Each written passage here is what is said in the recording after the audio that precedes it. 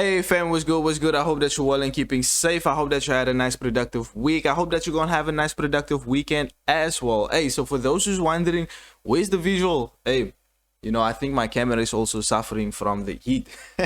So guys, hey, please do keep safe. Please drink a whole lot of water today. If you find yourself deciding the Western Cape region, it's currently 10:35 a.m. and we're already sitting at 36 degrees. Later we're gonna potentially visit 45 degrees. So hey, please do keep safe, drink a whole lot of water. Okay, so without wasting no time, let's get into the breakdown. Now I'm gonna take my time on this one, mainly because there's a few things I want to make mention of, and I'm gonna start here from the bottom.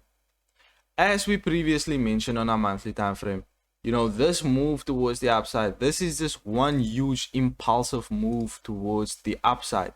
Nasdaq never came back for a proper correction. Now everyone is talking about the crash. The crash is happening. The crash is happening. Mr. Robert Kiyosaki always says that you will see it come, and then all of a sudden it just happened. Okay. So, we need to prep ourselves for that. So, I'm going to start off from here, from our lows. Okay. So, can you see this region over here? This is an untested region. Remember, this is our monthly time frame. It can take us forever to come back to these regions. And some people might be like, D, you crazy for calling out these regions. You crazy. But nah, it's cool though. It's cool. Can you see? We had a break above. We haven't came back for a retest. And you see, we had a break above. We had one bear candle thrown towards the upside. But as you know by now, 2 consecutive bear candles would be considered as a proper correction for that move towards the upside. But we only had one. So this whole move towards the upside would be considered as an area of, as an impulsive area towards the upside. Okay.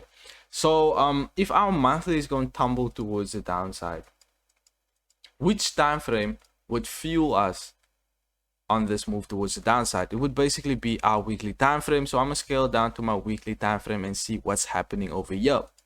Okay, now I'm gonna get out our famous trend line. I'm gonna get a famous trend line out from this region, right out, boom, just like that. And zoom in just a little bit. We know that we are coming from this range market, coming from this nice range. Now, as you know by now, if we're gonna have a break below the range, what do we wait for next? We wait for a correction for potential move back towards the downside, right? One confluence. Second would be, can you see we do have this trend line? What happens if we're gonna break a trend line? We wait for the correction for another move towards the downside. That would be a second confluence. Okay, if we're going to head towards the upside and come into this region over here. 2 confluence. The third confluence would basically be some bearish confirmation to go towards the downside. But for now, what can assist us for the move towards the upside to have that correction? For now, we are tapping inside this region over here. Can you see this is an area of support? We're tapping inside an area of support over there. Okay, can you see this region over here as well? Now this region also serves as an actual area of support. Okay, keep in mind these are our monthly areas.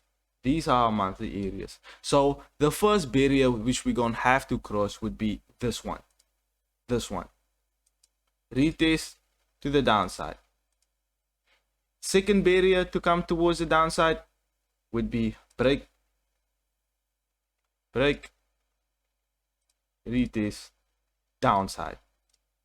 Okay, so for now we're going to focus on our nearest areas. Okay, and it would be this region over here. So I'm going to zoom in a bit. So at this moment, what I'm going to do is sit on my hands. I'm going to sit on my hands because yes, nothing telling me to go short. There's nothing telling me to go long.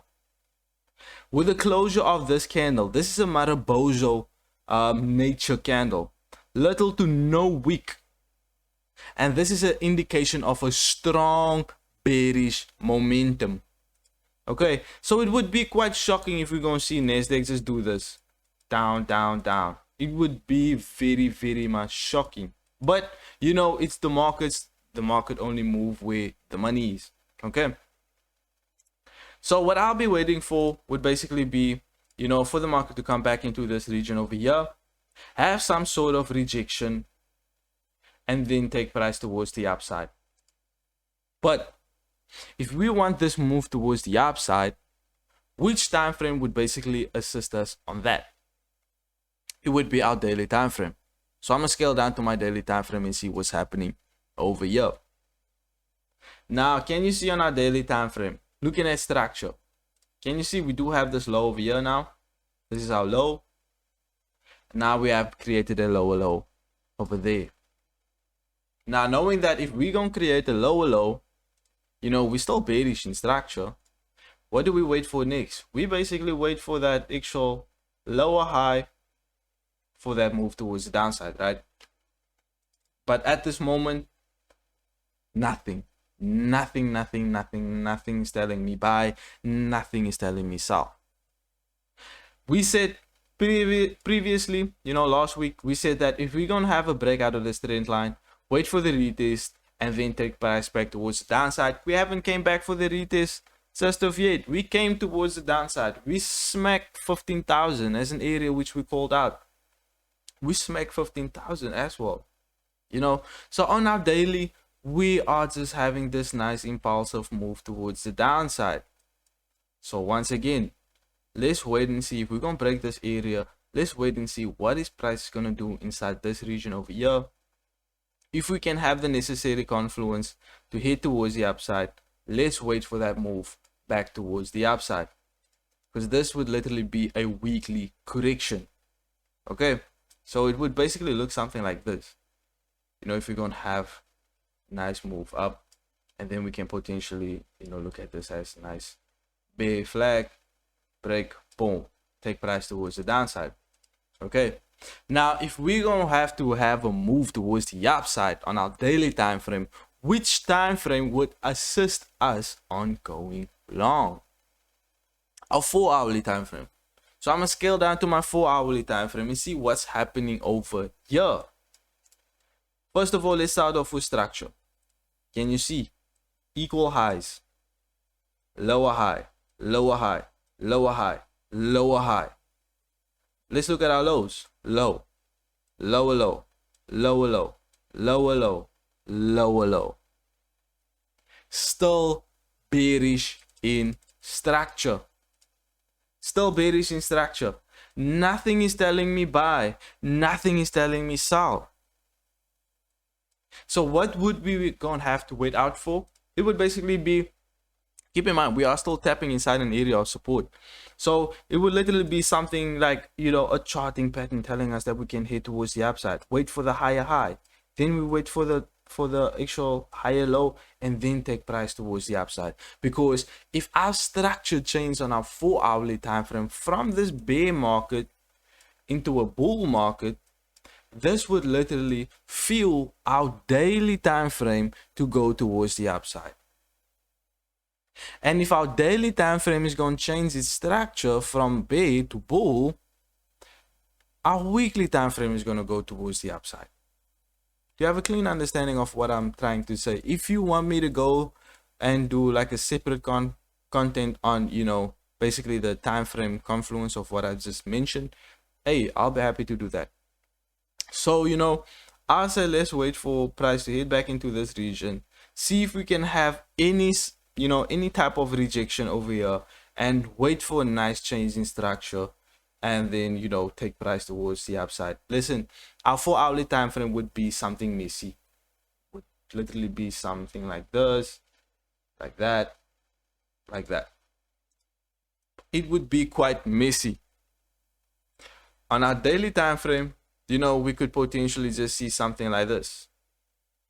You know, on our daily time frame, we can potentially just see something like this. You know, like I mentioned, like that.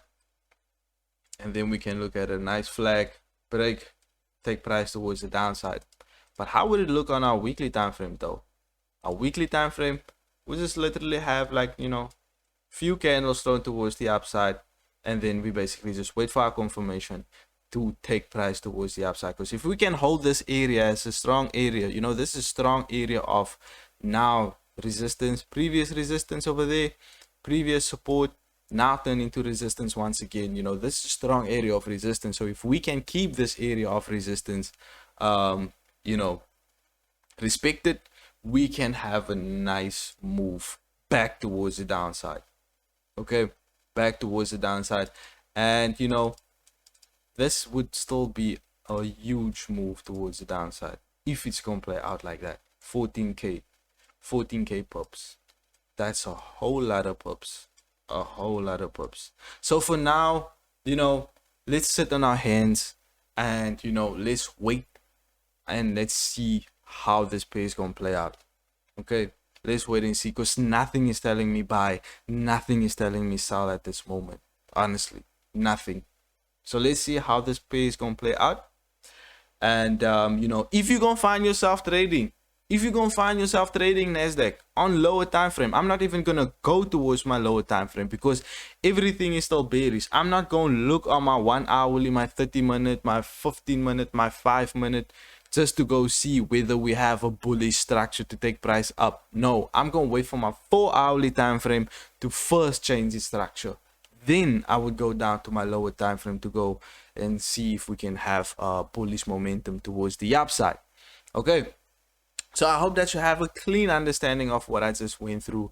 So if you're gonna find yourself trading lower time frame, please use proper money management. Okay, proper money management. Hey, you who's listening to this, you are independent trader. You are an independent trader. We don't do signals. If you want to do signals, then you gonna be the person who's gonna provide signals. Okay, because me personally, I feel like signals is something that's gonna take your mind off the bigger picture of becoming that independent, consistent, profitable trader. Okay, so please trade safe. Trade safe. Even if you're gonna look at other pairs, please do trade safe. You know, use proper money management. And I will see you on the next video. It's me, your boy D. I'm out.